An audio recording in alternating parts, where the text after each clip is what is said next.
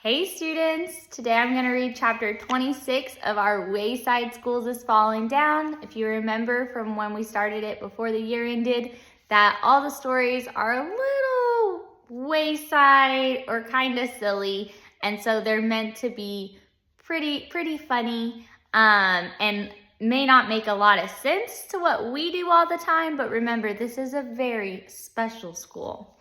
And today we're on chapter 26, The Mean Mrs. Jules, which we've never seen Mrs. Jules be mean before. So I'll go ahead and show you her picture.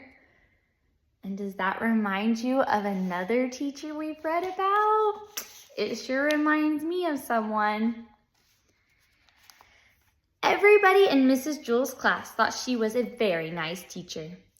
They were wrong. There is no such thing as a nice teacher. If you think you have a nice teacher, then you are wrong too. Inside every nice teacher, there's a mean and rotten teacher bursting to get out. The nicer the teacher is on the outside, the meaner the teacher inside is. As Mrs. Jules was changing the bulletin board before class, a mean, rotten voice whispered inside her brain. "Give the children lots of busy work today," it said. "And then make them do it over again if their handwriting isn't perfect." Mrs. Jules tried very hard to ignore the voice. She didn't like giving busy work. Instead, she tried to teach the children 3 new things every day. She believed that if they learned 3 new things every day, they would eventually learn everything there is to know. There are some classes where the teachers give so much busy work that the children never learn anything. "What do you care if the children learn anything?" asked the mean, rotten voice. "It's not your job to teach them. It's your job to punish them. Keep them at recess. Hit them with your yardstick." The bell rang and all the kids scurried to their desk. "We are going to learn 3 new things today," Mrs. Jules announced. "How to make pickles, 7 plus 4, and the capital of England." All the children paid close attention. "The capital of England is London," said Mrs. Jules. 7 plus 4 equals 11, and pickles are made by sticking cucumbers in brine. On her desk, she had a box of cucumbers and a vat of brine for a demonstration. "Okay, Joe," said Mrs. Jules. "How much is 7 plus 4? Joe shrugged. "But I just told you, Joe," asked Mrs. Jules. "Weren't you listening?" "I don't know," said Joe. "Okay, who can tell me how pickles are made?" "Yes, Jason." 11, Jason declared. Mrs. Jules frowned. "That's a correct answer," she said, "but unfortunately, I didn't ask the right question. Can anyone tell me how pickles are made?" "Yes, Bibi." "In London," said Bibi. "I suppose they make some pickles in London," said Mrs. Jules. "Okay, let's start again. Calvin, what's the capital of England?" "Could you write England on the board?" asked Calvin. "I can do a lot better when I can see the question." Mrs. Jules wrote England on the board. "Oh, okay," said Calvin. Now that he saw the question, "The capital of England is E." "Yes, that's one capital of England," Mrs. Jules had to admit. "Okay, I will say it one more time. The capital of England is London." "Isn't that where they make all the pickles?" asked Jenny. "No, they don't make all the pickles in London," explained Allison. "Just 11. "Well, where do they make the rest of the pickles?" asked Stephen. "Shut up!" shouted Mrs. Jules. "Well, that does it. You're all staying inside for recess." Everyone stared at her. Mrs. Jules had never told anyone to shut up. It was against the class rules for anyone to use that expression. If you did, you had to write your name on the blackboard under the word discipline. Mrs. Jules put her hand over her mouth, then took it away.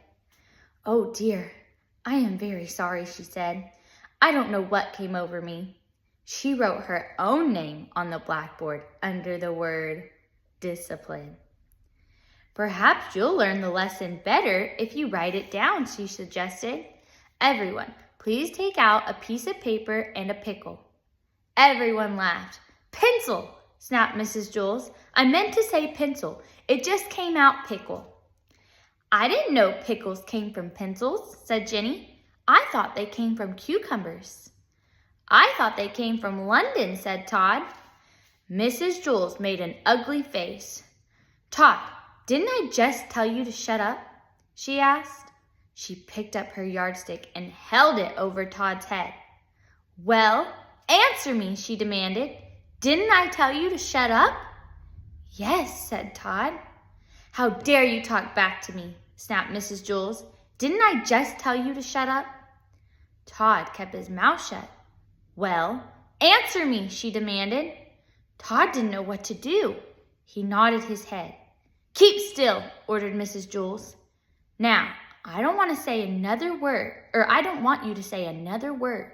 Is that clear? Todd stared at her. Is that clear? She asked again. Yes, said Todd meekly. Mrs. Jules slammed down the yardstick. Todd quickly moved out of the way. The yardstick banged against his desk and broke in half. Mrs. Jules stared at the 18 inches she held in her hand. Oh my goodness, she said. I'm sorry, Todd. I don't know what's the matter with me today. I must have gotten up on the wrong side of the bed this morning. She put a check next to her name under the word discipline. Okay, let me try to make this very simple, she said. If I have 7 cucumbers, and then I get 4 more cucumbers, and then I drop all the cucumbers in the brine and take them to the capital of England, what do I have? How many? And where am I? Huh? Asked DJ. What?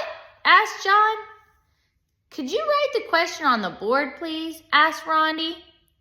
Shut up! Mrs. Jules yelled a third time. In a mocking voice, she said, could you write the question on the board, please? You kids think you are so cute. Well, we'll just see how cute you really are. She picked up the vat of brine from her desk. How would you like it if I poured this on your heads? You wouldn't be so cute when you're all shriveled up and covered with warts like pickles. She walked up and down the aisles, carrying the pickle juice and glaring at the children. No one dared make a sound. She stopped next to Leslie. How about you, Leslie? She asked. How would you like pickled pigtails? Leslie trembled. Her pigtails wiggled.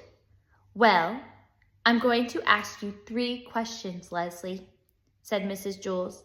And if you don't answer them all correctly, I'm going to dump this on your head. Leslie gulped. Question 1, said Mrs. Jules. How much is 7 plus 4?